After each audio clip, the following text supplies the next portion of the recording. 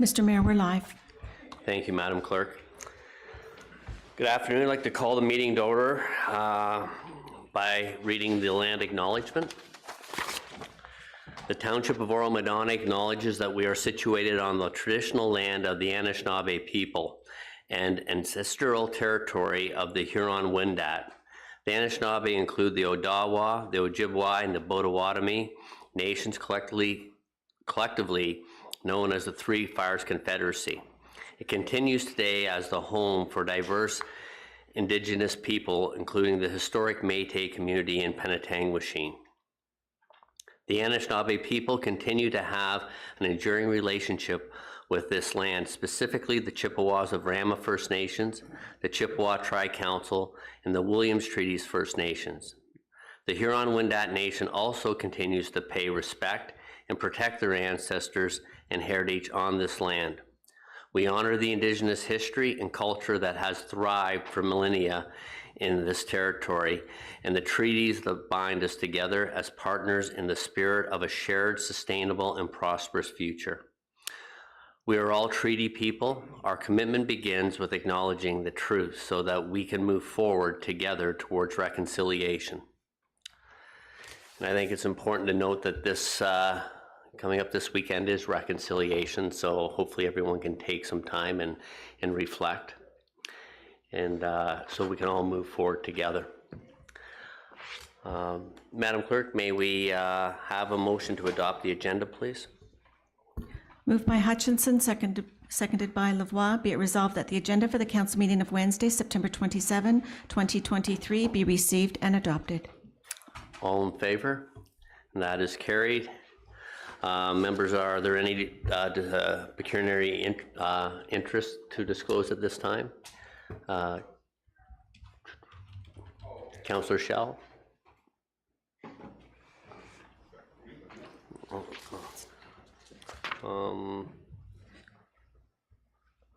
Oh, sorry, I just saw you playing with your card, so seeing none, Madam Clerk, may we have a motion to go into closed session, please? Moved by Lavoie, seconded by Clark. Be it resolved that we do now go into closed session at 1:35 p.m. to discuss labor relations, employee negotiations, staffing, organizational update, and solicitor-client privilege, litigation affecting the municipality, Zone 1 water, and cannabis. All in favor? That is carried. Thank you, and we'll see everyone in closed.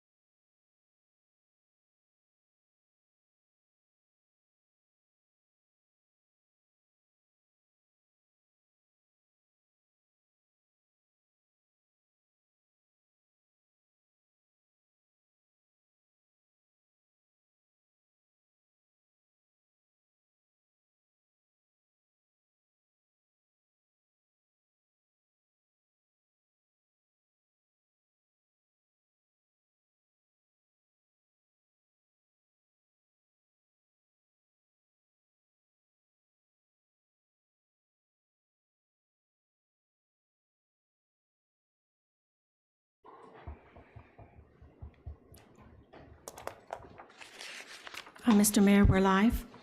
Thank you very much, Madam Clerk. May we have a motion to rise from closed session, please? Moved by Clark, seconded by Young. Be it resolved that we do now rise at 3:30 p.m. and report on closed session items 4C, D, and E.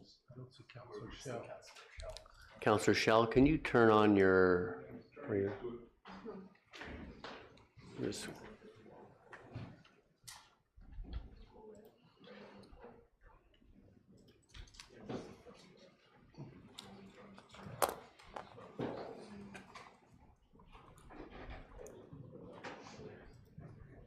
It'll be, do you want the time?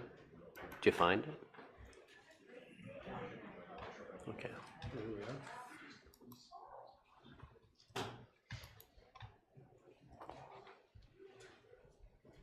Okay.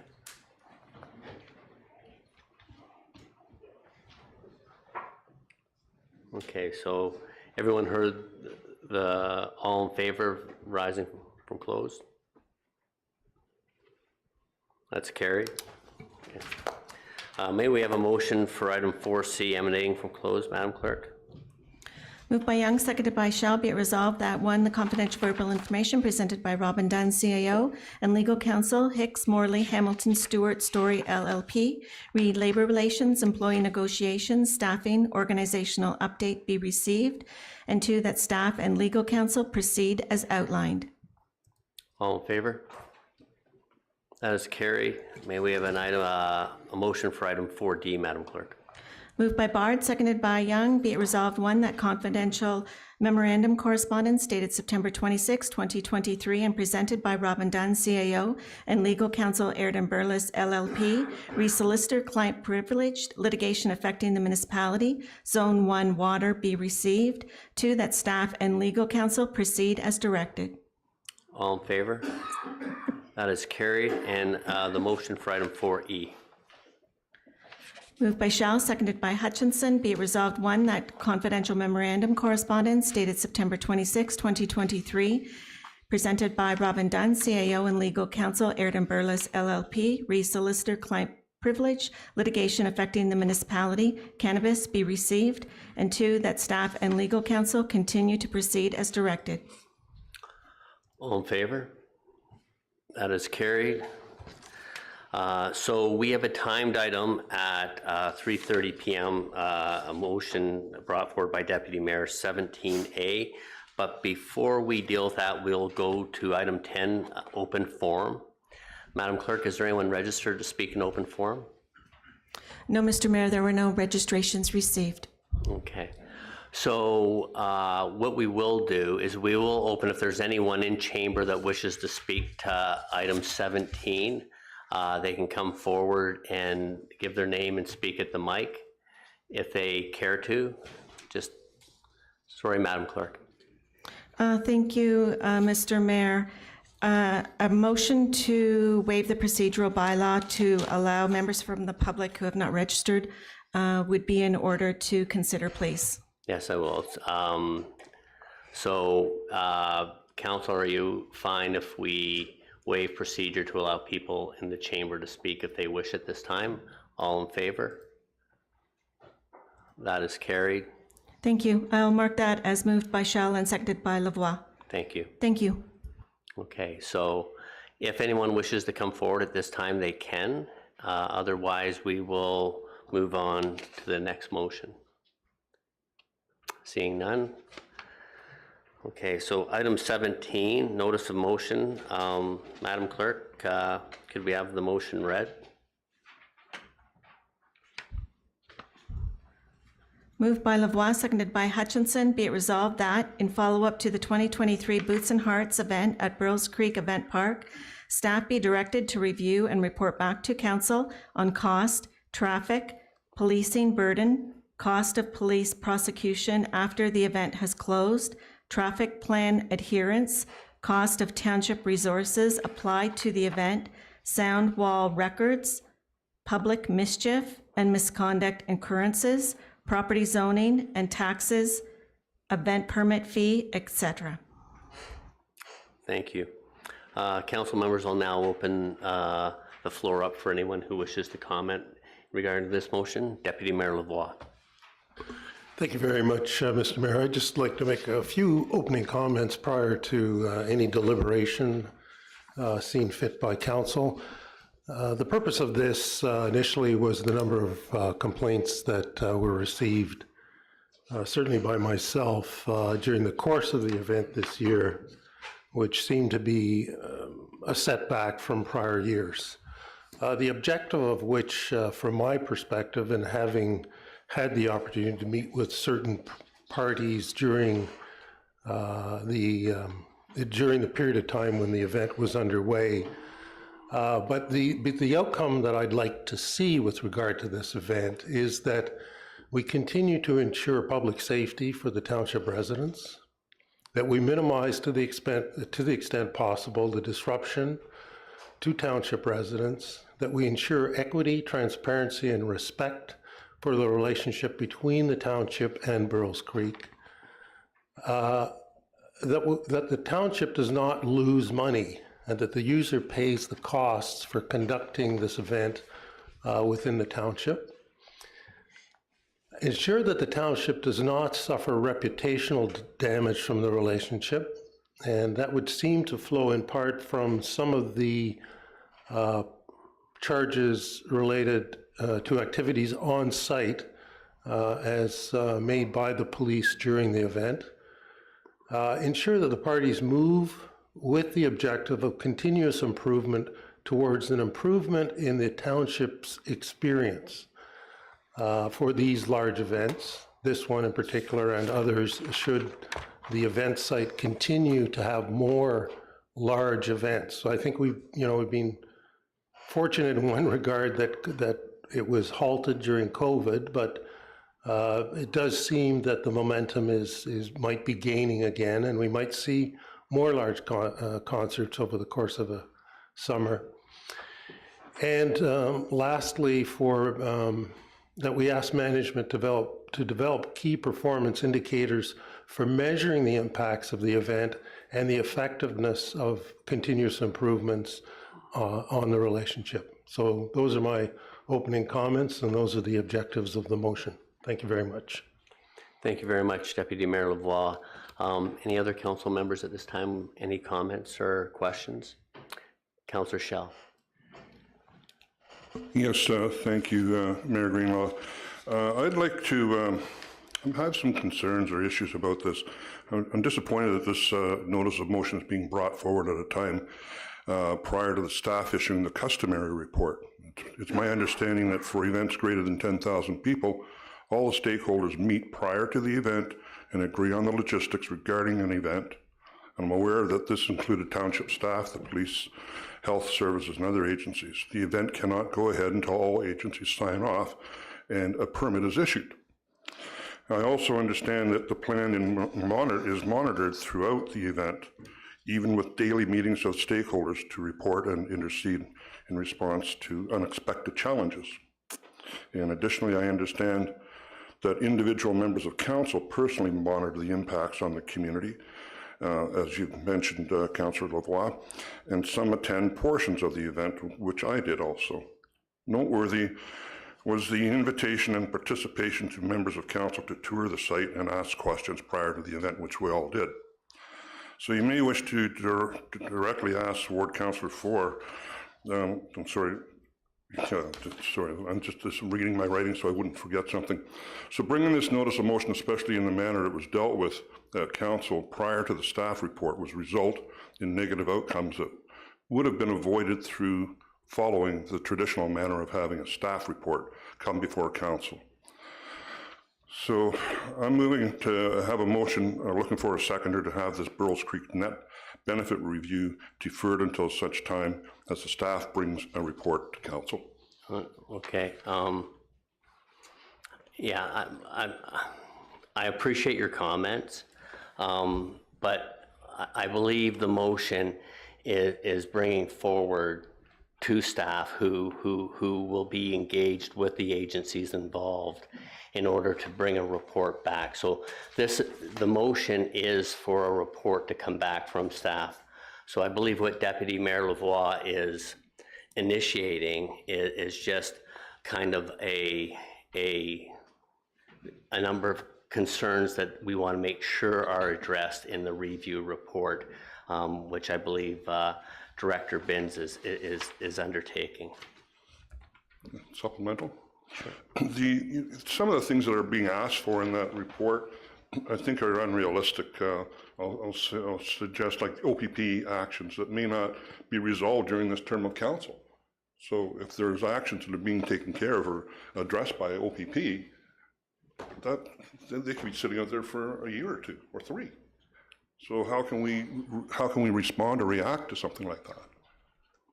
Okay, I'm not sure if I'm understanding. So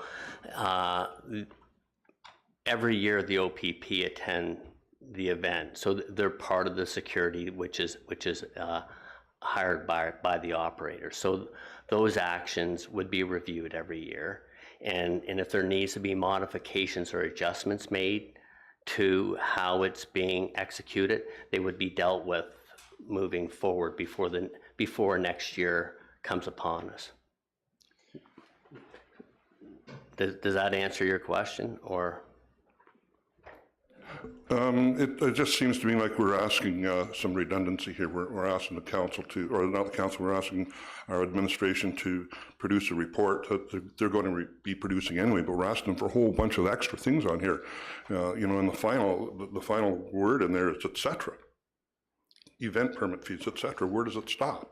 Well, no, but there's a list. So at one point you're saying you put the word et cetera on something. That's like saying one thing, et cetera, or, you know, take the et cetera out. They're asking for some pertinent things that I think the deputy would like to see addressed and looked into for information to come back in the form of a report. Okay. Councillor Hutchison. Thank you, through you, Mayor Greenlaw, to either Councillor Schell or perhaps Director Binns. I'm unaware, so perhaps you can help me understand. Would a report naturally come after this event? Would this have generated a report due to the size of the event that we would be expecting? Through you, Mayor Greenlaw, to Councillor Hutchison. You'll recall the report that you received for the issuance of the special event permit. Yeah. As part of that, we provide an overview of the operational plan. The operational plan is reviewed from year over year, and any issues are identified. So we do try and highlight, for example, if there were issues with traffic, what the changes to the traffic plan or what the issues were and how they're going to be mitigated in the plan moving forward. So that was the mechanism to do that previously. The outcomes, I think, that the deputy is speaking to, or that's really the outcomes of the special event licensing bylaw. So that's the common objective. I think it's just the timing that's being requested to change is to come back, and we had a debrief meeting with all the agencies this morning into this afternoon just before council today. So we can, I think what's being asked to clarify just process is to come back with a little more detail, and we've reported in the past to previous councils the cost structure, some of the implications, recognizing that information hasn't been shared with the community in a while, as well as the new council. So I think it's just a matter of timing of coming back with those statistics sometime in November, and it's a change in frequency of just how it's been done in the past. Okay, so supplementary. So just so that I'm clear, normally we would receive this type of reporting closer to the time that the application for the permit would be taking place in order for us to decide whether to permit the event coming towards us. Correct? Okay, yes. And so what Councillor Lavoie is doing is just basically asking for more of a comprehensive report currently as a follow-up to the last event, which I believe would also In my mind, it's the expense review. As Councillor Lavoie had noted, you know, are we losing money on this? Is this actually a net benefit financially for the township? And, you know, anytime that we can have a timely review on the financial aspects of any kind of event, I think is worth having a look at, and I'm not sure that we've done that in some time. Thank you. Any other comments or questions? Councillor Lavoie, Deputy Mayor Lavoie, sorry.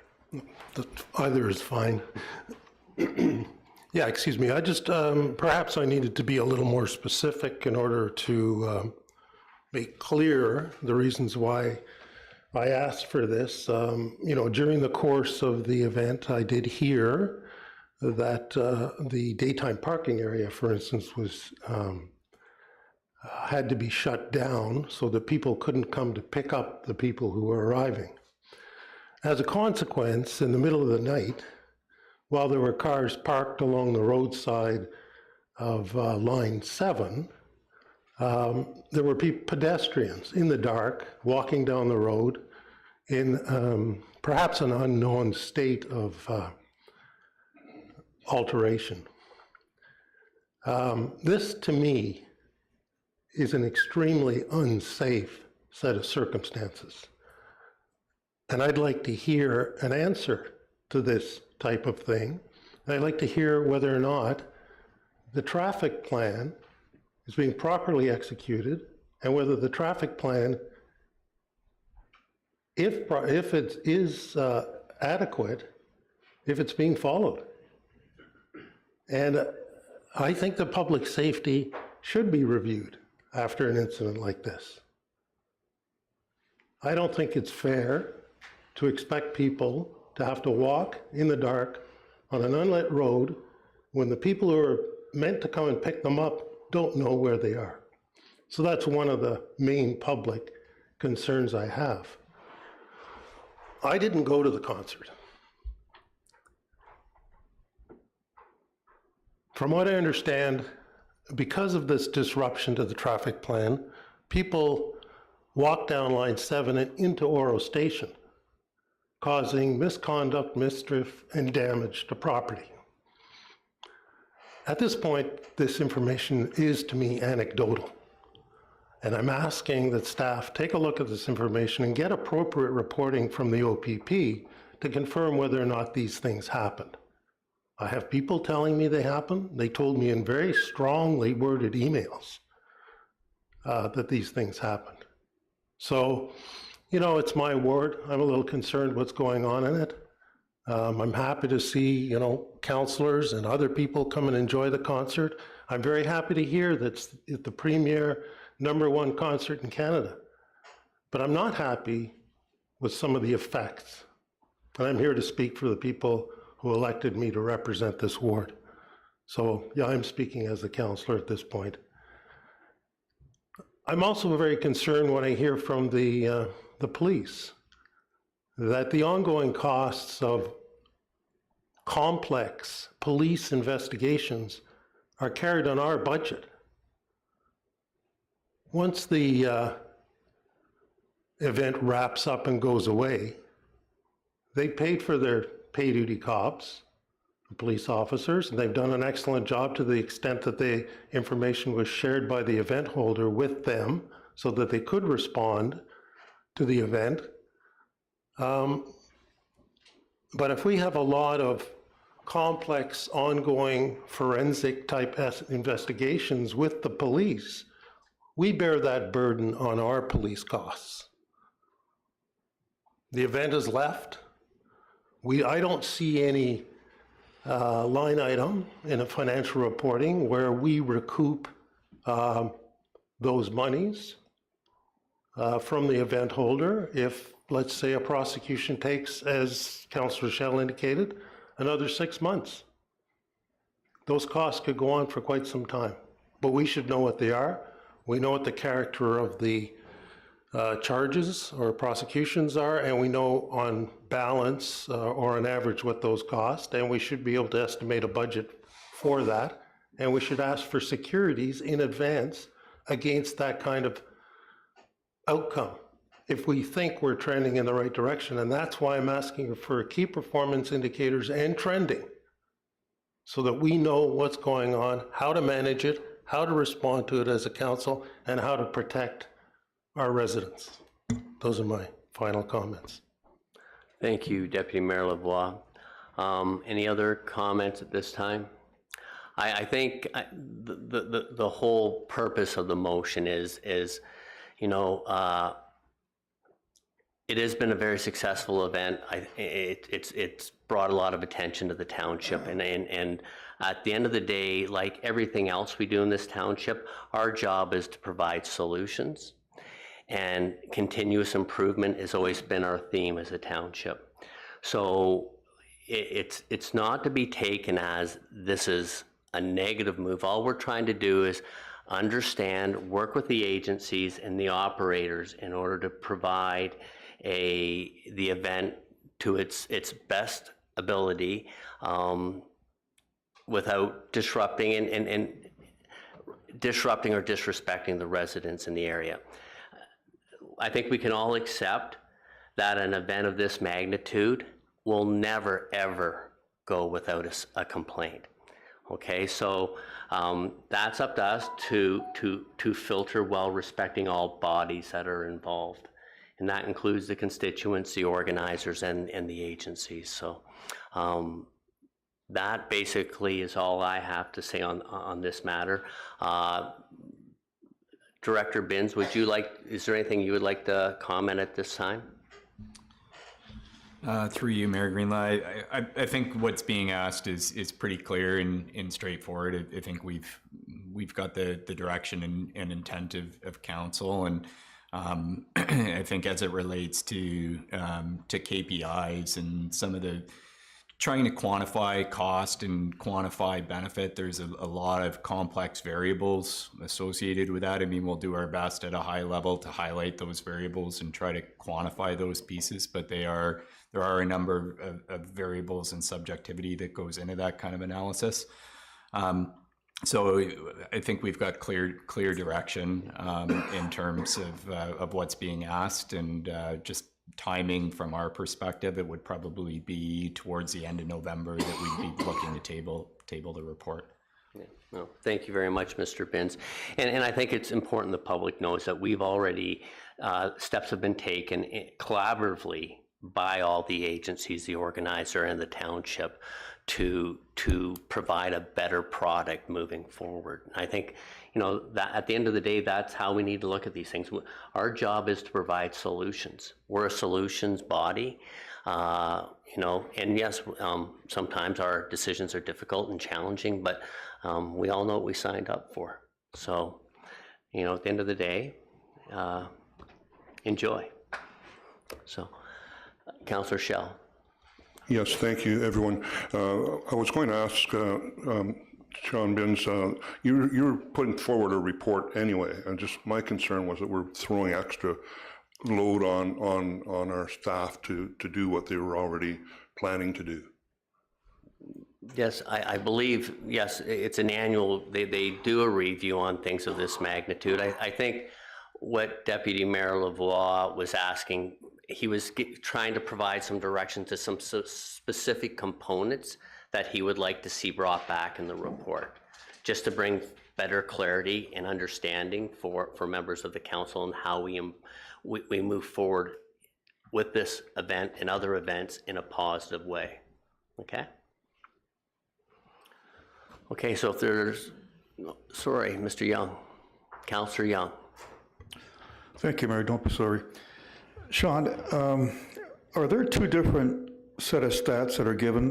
That is to say, by management of Boots and Hearts, the managers there and the police, or do we know what the police stats are at this point? I'm just curious as to whether we get stats from both.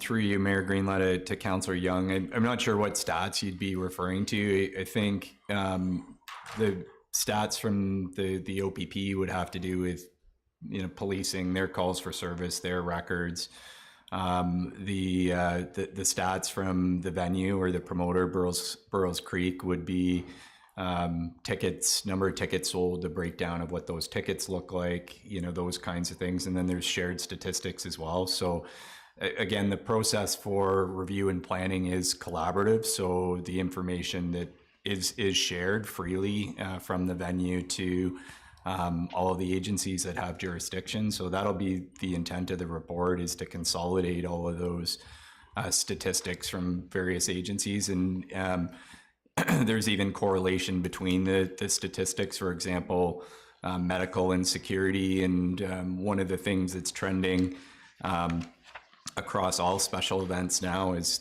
increased prevalence of issues associated with mental health.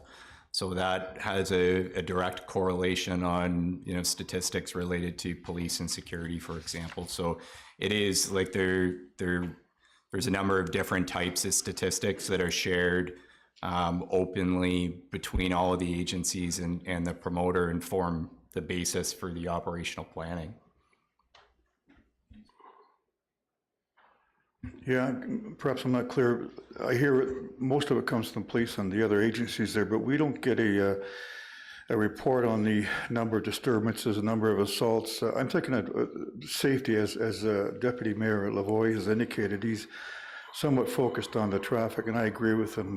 The darkness of those roads at nighttime, it's interesting. We're fortunate we haven't had more injuries along that. But what I'm concerned about, the fact that it would appear that we don't get one directly from, unless I'm hearing you wrong, from Boots and Hearts.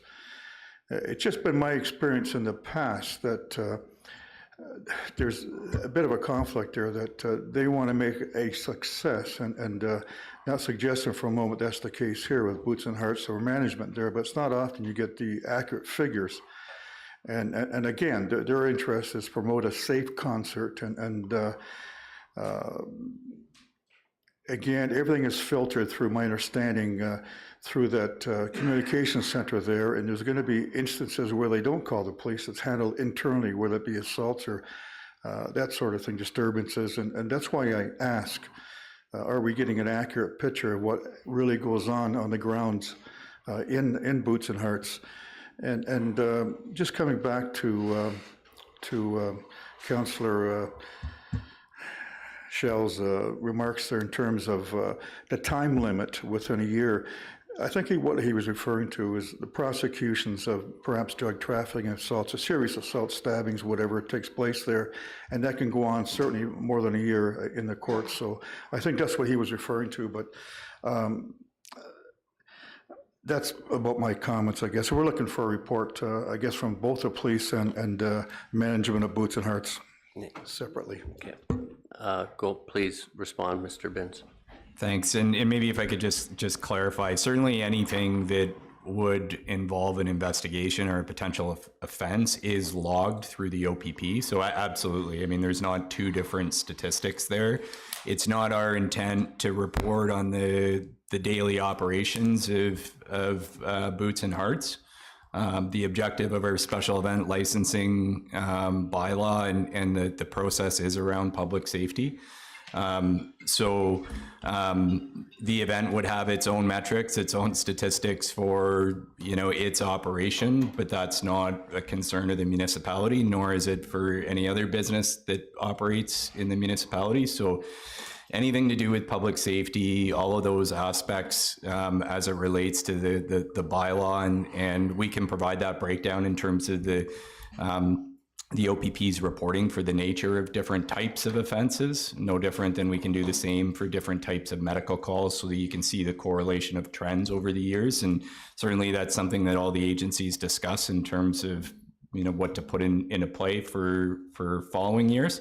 Not only at Burroughs Creek, but the agencies and the team at Boots and Hearts also looks at what's happening across the industry, where things trending, and that's where we can provide some additional information as well. Just trying to stay ahead of the curve, knowing the trends that are happening in the industry. So as I said, I think we've got clear direction on what council would like to see. We'll do our work in putting pen to paper and have something before you in November. Thank you very much, Mr. Binns. And I think that's at the end. We're going to wait for the report to come back, and I want everyone to be assured that the operator and agencies are working together. And it's we want all events in this township to run successfully and as flawlessly as possible.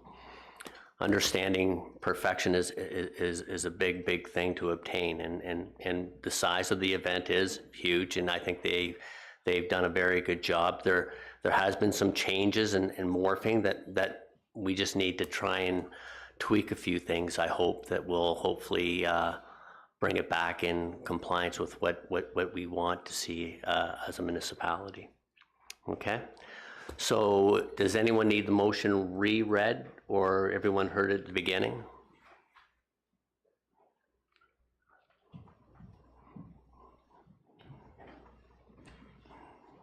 Council's acting like a bunch of mimes right now. They're not answering my question. So does anyone need for clarity the motion reread? No. Okay, so I'll call the vote. All in favor? That is passed. Thank you very much. Okay, so we'll now jump back to item 5, minutes of council and committees. May we have a motion for the 4 sets of minutes, Madam Clerk? Moved by Clark, seconded by Shell. Be it resolved that the minutes of the Human Resources Committee meeting held on Monday, September 11, 2023 be received, and that the draft minutes of the special council meeting held on Tuesday, September 12, 2023, and minutes of the council meeting held on Wednesday, September 13, 2023, be received and adopted as printed and circulated, and that the draft minutes of the Heritage Committee meeting held on Monday, September 18, 2023, be received, and that the recommendations therein per motion numbers 6, 7, and 8 be adopted. Okay. Are there any amendments to the drafts that anyone's reviewed, or the 3 Heritage Committee minutes? Seeing none, all in favor? That is carried. Recognitions and achievements, there's none this week. There's no public hearings, and there's no deputations, presentations. Is there any items that have been identified of interest, Madam Clerk, that need to be moved forward in the agenda? No, Mr. Mayor, staff did not receive any notification. Okay. Thank you. So this will take us to sorry, Madam Clerk. Thank you, Mr. Mayor. Would council consider dealing with item 12 and A first before the reports for action? These would be 12A and B, the reports to be received for information only.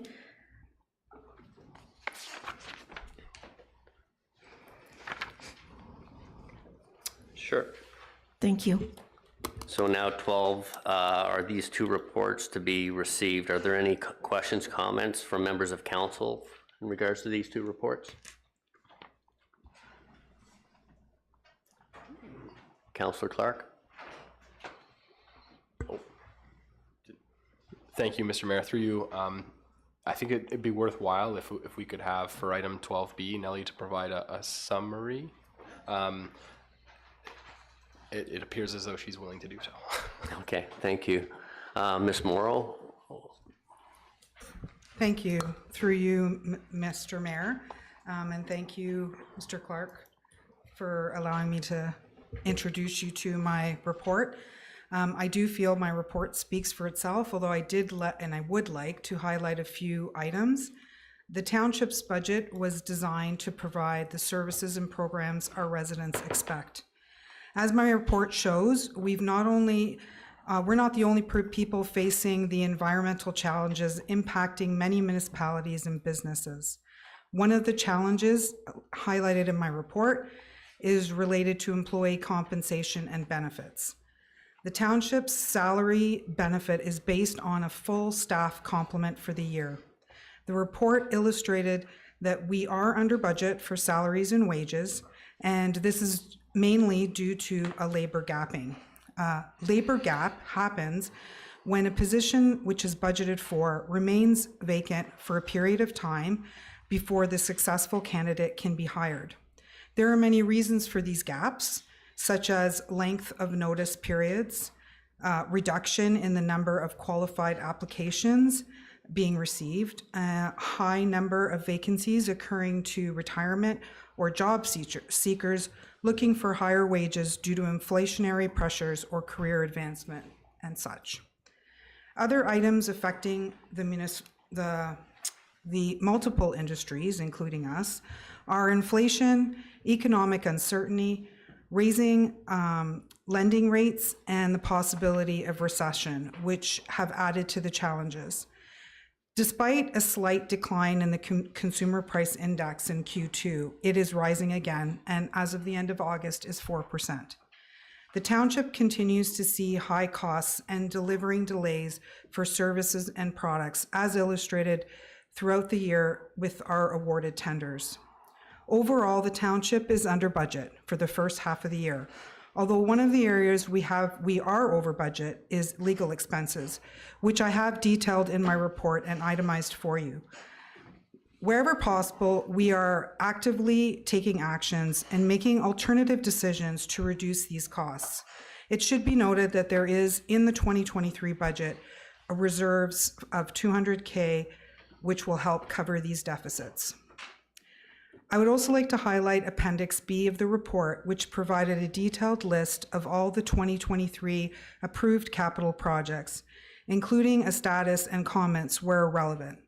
The township is currently under budget for these projects, and we are closely monitoring them to ensure budget compliance. Any unspent funds will be transferred to reserves for future projects.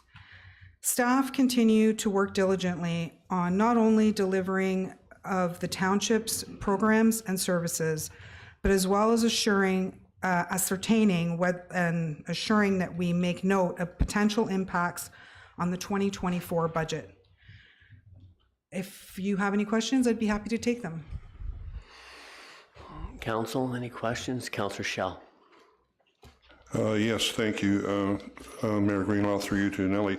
Is there a chance that we can look at this more of an itemized fashion at a later date or future date, rather than lumping it all together in one? And I'm speaking specifically to the legal expenses, but everything's all lumped in here, and we don't know a breakdown. I believe Mr. Dunn would like to make a comment about that. One moment. Thank you very much, Councillor, for your question. That particular query was posed at the last meeting of Council. You may recall my commitment to find appropriate documentation to be able to provide that clarity. Also replied at that meeting both to the query of you, Councillor Schell, and Councillor Young regarding additional granularity. I had hoped that Ms. Morrow's work was on the right trajectory providing that. Certainly we'll find the additional documentation that I committed to be able to share with members of council. Have not had that opportunity yet.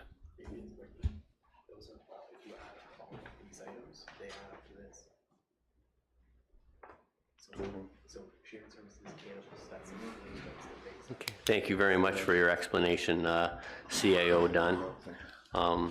I think Councillor Clark helped clarify it by pointing out the how it was laid out on the sheet. So I think. Yes, you did. Thank you. Okay, thank you.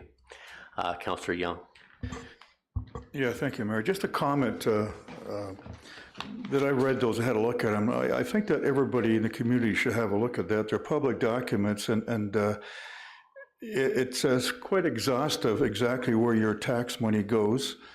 And in terms of clarity, in terms of, it's a pretty exhaustive list, but in terms of accountability and in particular transparent, again, have a look, and it's going to answer, I think, that why increases in taxes are justified at times. So, Thank you very much for your comments, Councillor Young.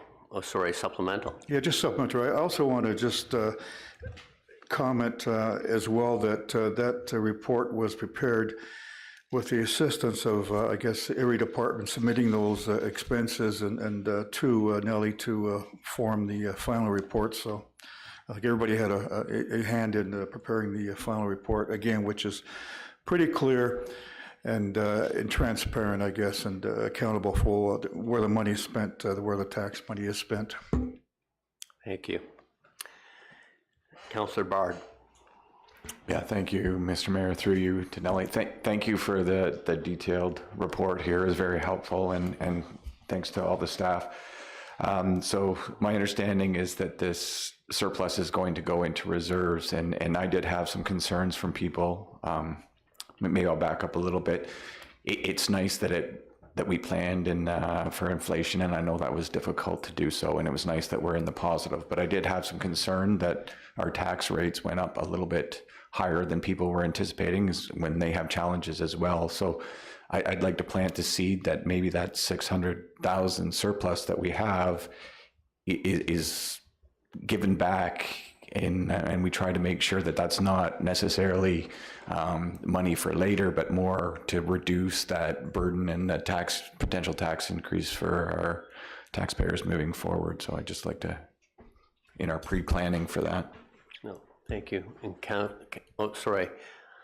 Ms. Morrow, would you like to respond to that? Yes, through your Mr. Mayor. I did want to just reiterate that we are currently and have been planning for deliberations on the 2024 budget. And of course, reserves is a big part of that review, and we will be reviewing that along with potential impacts for increases or reductions to the 2024 budget. Perfect. Thank you for that clarity. And Councillor Clark. Thank you, through you, Mr. Mayor, to both Nellie and Mr. Dunn, if applicable. In a similar vein to Councillor Bard, I have concerns that we've done our budget based on best case scenario. Some of these forces that have been impacting our budget, such as trends in the employment market, inflation, we knew about these items to a certain degree while this budget was being created. So we've created a labor budget, for example, that is fully staffed. My question is that a best practice from a municipality's perspective? Because we all know there's going to be shortfalls and gapping in that. And to Councillor Bard's point, we've taxed the residents of the community as if they're fully staffed, with a good estimation that we will not be fully staffed throughout the term of throughout the year. Ms. Morrow, if I could, Mr. Mayor, through you to the councillor, a very excellent question. And certainly my colleague who is helping us in development services should concur with what I'm about to say. In the short career that I've had in municipal government, I have always been mindful of not only the methodology to be able to prepare the resources to be able to deliver the levels of service, and it is predicated on that, the levels of service. The staffing dollars is one component of that, and we always fund the staffing dollars, whether it is endorsement from council for a new complement that could be a half, councillor, could be a half in 2023. It could be then funded the rest in 2024. But that methodology is best practice across most municipalities. I don't know of any that do not take that approach. And there's always gapping, for sure. There's always gapping, not to the degree of 600,000. That is pretty significant, even in our case in 2023. And as Ms. Morrow indicated, there's a number of factors that have gone into that.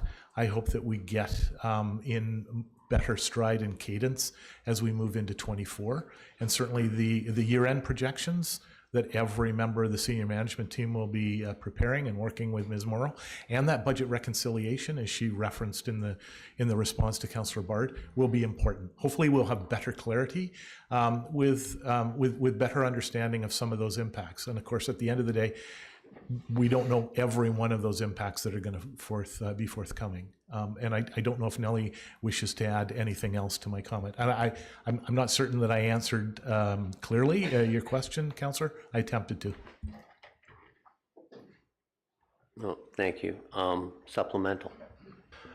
Thank you, through you, Mr. Mayor, to Robin. Thank you very much for the clarification, and I appreciate that, and maybe that's something that council can consider going forward. And I want to thank Nellie for answering all my questions earlier, so I very much appreciate that. We had an opportunity to meet earlier in the week to review this, so I had a good understanding, because as every member of council does, we have in Appendix A a detailed breakdown of each department, and we have departments that are either understaffed or gap staffed to a variance of 20% in some cases. That makes it hard to deliver those services that we've told our citizens to provide. So we want to make sure that we have managers who are capable, that's not the term, managers who are empowered with the information that they need in order to make decisions to make sure we can deliver those services. So thanks again, Nellie. Thank you, Robin. Thank you, Councillor Clark. And just to add to Councillor Clark's comment, I think the challenge is when you have movement, especially in governance now, it's a very competitive market. It's hard to find new people because we're competing with every other municipality, and the costs are going up, and so you try to say, well, you can't always just replace the person who's left with somebody the same, because the index has grown substantially. But the bigger concern I have is the fact that we're pushing and stretching our staff to the point where we're going to create burnout, which is not a good scenario to be under. So I think we really have to make it a priority to get the gaps that are in existence now filled with qualified people, so that everything cascades downhill, right? So it will cascade to the services that we do provide our constituents. And I know that's not what any of us want to see happen, but nor do we want staff burning themselves out because we haven't been able to fill the gaps that are currently in existence. So,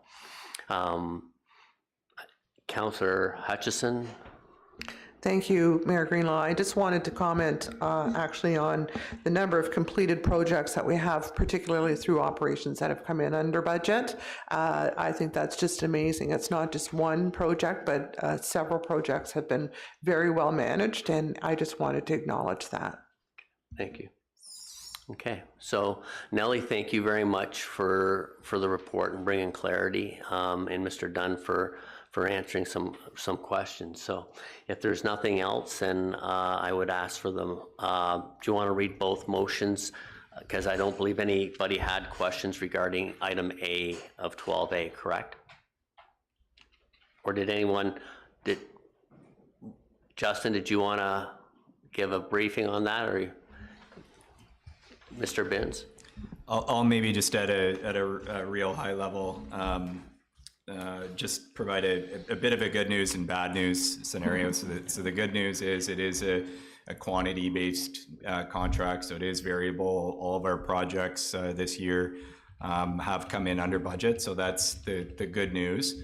The bad news is we have a number of projects that have been going through the cycle of design into construction. The scope and complexity of those projects has changed a little bit, so has the need for enhanced budget in 2024. So we did want to just highlight those pieces as Ms. Morrow spoke about our recalibration exercise, the importance of reserve to fund those projects. Climate and weather is a significant issue for us. We spoke about that in budget. It's really impacted a couple of repairs, emergency repairs, and certainly shifted the focus of our operations team. So, we had plans, operational plans for different types of roadside maintenance, and it's pretty much been all hands on deck in trying to address kind of legacy drainage issues. So just kind of wanted to highlight those pieces, and Although we do have a positive variance this year, we'll be looking to roll over that variance from those projects to be able to offset the negative variance with some of the 2024 projects. But a lot of it has to do with capacity too, that we're only able to put through so much. So we will be coming back with updates to the 5-year plan and that trend of drainage and the priority of drainage. It's going to be a bit of a balance, looking at continuing to do what we need to do for road surface, but at the same time managing drainage. And again, just highlighting the deficit that currently exists with service levels to be able to fund the maintenance and repair of our 615 kilometers of road. That's a bigger picture discussion around asset management and strategically as we look to have sustainability in our finances to be able to optimize, I think, our investment in infrastructure. Thank you very much, Mr. Binns. And Deputy Mayor Lavoie, you had one comment or question. Yeah, I do. I just have a request, actually. Rather than the CPI, Consumer Price Index, I'm wondering whether there's a number that's more applicable to the consumer basket that a municipality operates that could demonstrate impacts on the on our budget and on our budget forecasting, particularly as we move into the next year. I know that there's a lot of strains. I see the City of Hamilton is proposing a 14% tax increase for next year. I think Midland's got something close to double digits. I know that we're doing quite well and we seem to be responding responsibly, but I am very, very, very concerned about the human resources aspect. Churn and turnover is in itself a cost because you're forever training people at the bottom and you don't see that cost because those hours are not as efficient as they would otherwise be. And so some suggestions on how to handle that would be well received, I think. So thank you very much. CEO Dunn, you don't have to approach the mic and say your name and address. You can just reply if you'd like to. Thank you, Mr. Mayor. Thank you for that. Deputy, certainly in the preparation of the 2023 and 24 program, our 2-year plan, Mr. Binns with his team did a significant amount of analysis regarding commodity price impacts. In addition to that, Ms. Morrow did an exceedingly deep dive, and Nellie, the methodology that you used was more along a municipal basket of goods, which includes our commodities, our human resource matters. Certainly, we'll do a better job of sharing that as a significant input as we go through that calibration exercise. If you recall, you've struck a budget for 24. However, you have to strike a tax rate. And part of that process, as Mr. Binns indicated, good news coming out of 23, challenges into 24, and doubling down, Deputy Mayor, significant challenges on a number of fronts. And certainly from a staff perspective, we will deal with that and make sure that we have that discussion and deliberation with council as we go through that calibration exercise. Thank you very much for that. Okay, so any other further questions or comments or requests? Seeing none, Madam Clerk, may we have the motion for the 2 items?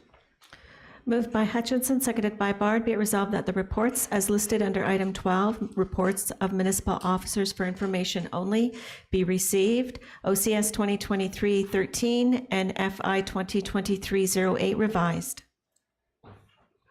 All those in favor? That is carried. Now we're on to item 13, reports of members of council. Are there any updates from members regarding the representations with our partners or agencies? Councillor Schell. Yes, thank you, Mayor Greenlaw. Lake Country physicians recruitment, they're having an upcoming opportunity to have the University of Toronto Medical Schooling become involved with them. Okay. So that's a good thing. the board is still, besides recruiting for physicians, they're recruiting for facilities for the doctors that are practicing to live while they're here. That's that one. Oh, and Pat, Ken sorry? Thorne? Oh, Pat, sorry, yes, sorry, had a mental block there. So, yeah, she's officially retiring, and they're having a celebration for her on the 25th of October, which happens to be a Wednesday, and I won't be able to attend it. Yeah, it goes till 6:30. Hopefully, if we get through the council meeting in a timely fashion, you'd be able to catch the end part of it. Right, exactly. Thank you. And then my other hat is with the Nottawasaga Valley Conservation. Just up and coming. It's short notice, but I just received this the other day. They're having a festival at Fort Willow this weekend. School trips have been going throughout the week there from 9 to 3, and it's open to the public on Saturday, September the 30th from 10 a.m. to 4 p.m. Anybody wanting to purchase a ticket can go online and at NVCA and purchase a ticket. Perfect, thank you. Any other report from members? None? Okay. It's fine, then we'll go to announcements. Are there any announcements from members of council they'd like to make? Councillor Hutchison. Thank you, Mayor Greenlaw. Yes, a couple of things. In Ward 1, there's a very active group of lady golfers called Ladies of the Night. They sounds very mysterious, but they just golf in the evening and then have dinner and drinks. But they also do amazing things to support our community. And they did, they had a couple of events over the summer that ended up raising funds for the Green Haven Shelter for Women in Orillia. And the events consisted of a backyard concert. I actually went to that, and it was a really lovely concert, and they just passed the hat. And that evening, just in passing the hat, they raised about $3,000, but then they did do an auction, an online and silent auction. And so combined between the two projects, they raised $30,765 for the Green Haven Shelter. So, I mean, just an amazing group of women who really put a lot of energy into that, and it's just a tremendous success. And then also in Ward 1, there is there's a community group called We Unite, and they do a number of supportive community events in helping families in need with meals and supporting other charity organizations.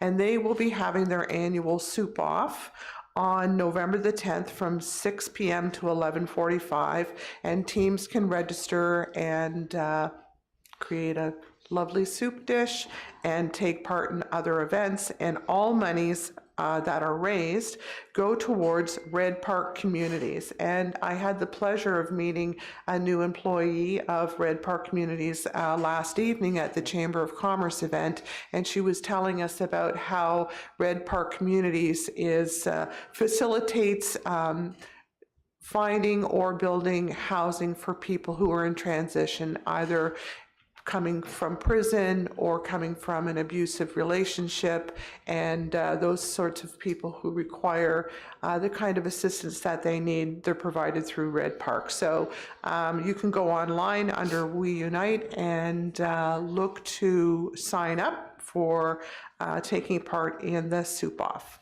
So that's it. Thank you very much, Councillor Hutchison. Anyone else? See, one thing I would like to bring to everyone's attention is our official plan will come before County Council. I believe it's October 10th to be passed, and which will, I think, is a great thing. Our staff has put a ton of work into that, and the changes that were in the communication back and forth was very limited, and basically the vast majority of it got approved as we submitted. So I think that's a big compliment to how hard our staff worked on it and produced a very professional product. So That now takes us to the consent agenda, and Councillor Clark.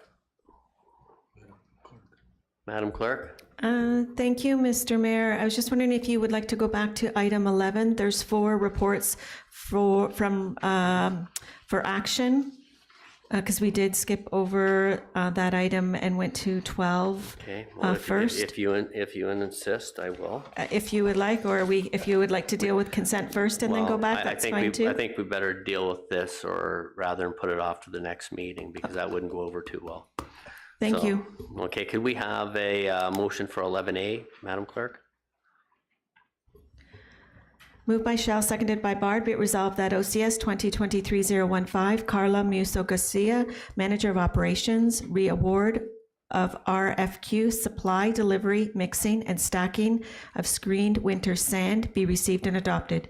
2, that RFQ OCS 2023-09, supply, delivery, and mixing and stacking of screened winter sand be awarded to Duvan-Borden haulage as follows. Small Crescent, 14.75 per ton, South Pit, 13.25 per ton, North Pit, 15.25 per ton, North Yard, 15.60 per ton. 3, that the township continue with the Georgian Bay Purchasing Cooperative for the purchase of road salt at a rate of 67.63 per ton and treated salt at 95.72 per ton.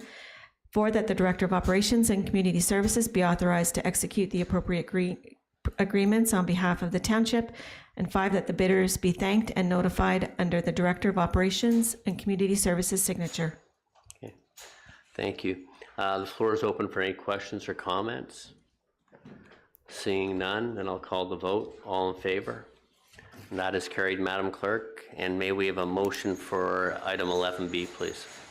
Moved by Bard, seconded by Shell. Be it resolved, 1, that OCS 2023-016, Carla Muso Garcia, Manager of Operations, re-award of tender OCS 2023-10, supply and delivery of 1 full-size, 1/2 ton 4-wheel drive crew cab pickup truck with a 6-foot box be received and adopted. 2, that tender OCS 2023-10, supply and delivery of 1 full-size, 1/2 ton 4-wheel drive crew cab pickup truck with 6-foot box be awarded to Bourgeois Motors Limited in the amount of $62,770 plus HST. 3, that the Director of Operations and Community Services be authorized to execute the appropriate agreements on behalf of the township. And 4, that the bidders be thanked and notified under the Director of Operations and Community Services signature. Okay. Any questions or comments regarding this item? Councillor Shell. Yes, thank you. What color is it? I don't know. Just a trick question. Sorry. Thank you. Okay, no other questions, and I'll call the vote. All in favor? And that is carried, Madam Clerk. And may we have an item motion now for item 11C, please? Moved by Young, seconded by Hutchinson. Be it resolved, 1, that OCS 2023-017, Sean Binns, Director of Operations and Community Services, final Parks and Recreation Master Plan be received and adopted. 2, that the Parks and Recreation Master Plan be used to provide direction and guide future decisions related to parks and recreation facilities and services. Thank you. Questions or comments? Councillor Clark. Thank you, Mr. Mayor. Through you to Mr. Binns there. If you could provide kind of a commentary possibly for the public that allows them to know that there is great flexibility in this plan and that the plan isn't, for example, set in stone that this is what's happening. Yeah, with pleasure. Through you, Mayor Greenlaw, to Councillor Clark. Really what a master plan is it's a longer term document. So we look out 20 years, we look at where trends are heading. We look at things like utilization of our spaces, as we highlighted in the report in previous presentations. And I'm sure a number of members of the public have participated in the various engagements. So talking to the community, listening to the community around things they'd like to see to kind of develop that big picture vision.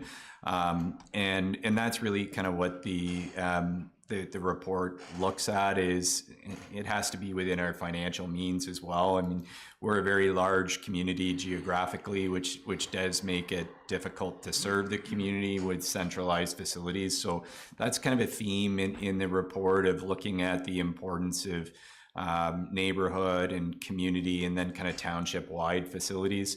Having the discussion around service levels, what can we afford to do?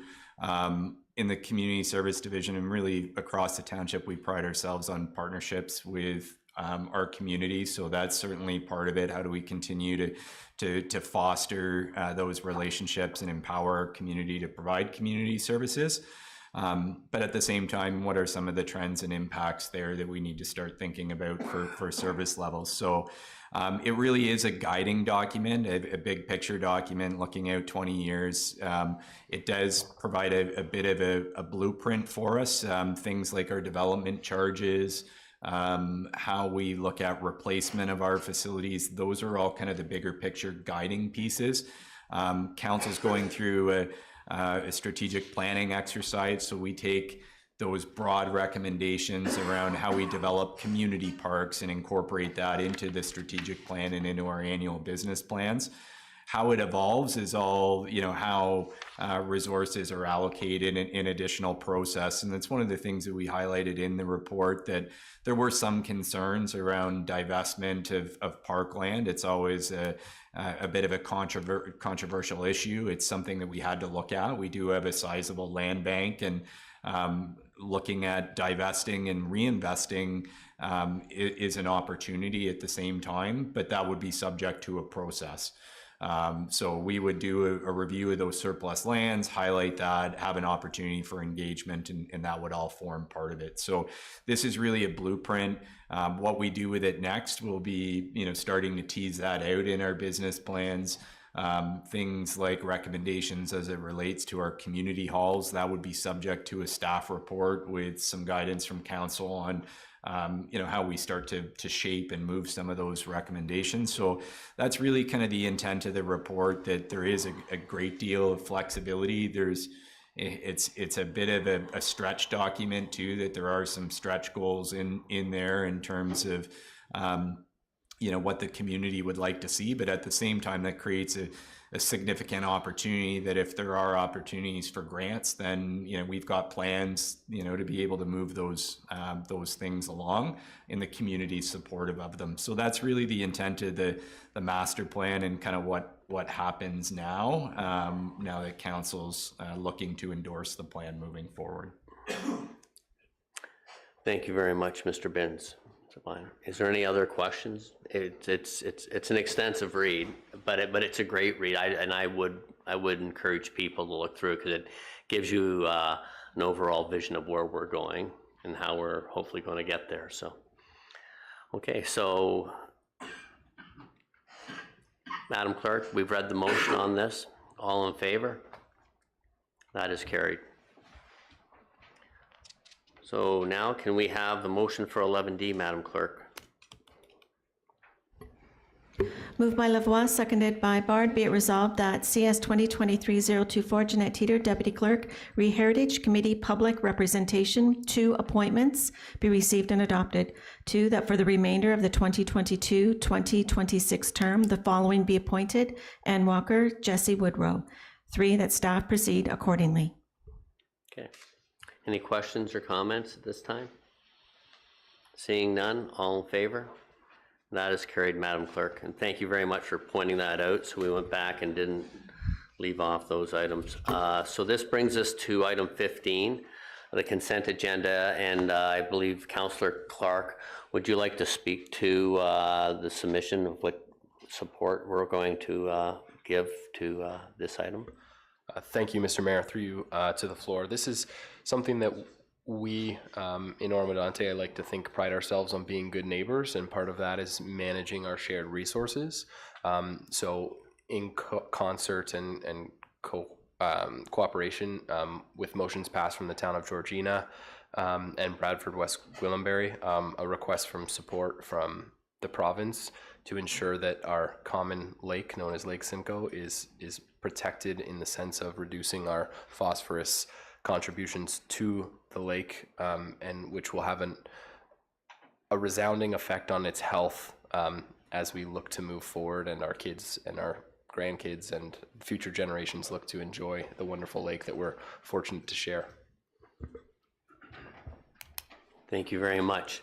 Is there any questions? Councillor Young. Yeah, thank you, Mayor. Just a very basic question, David. Where's all the phosphorus coming from?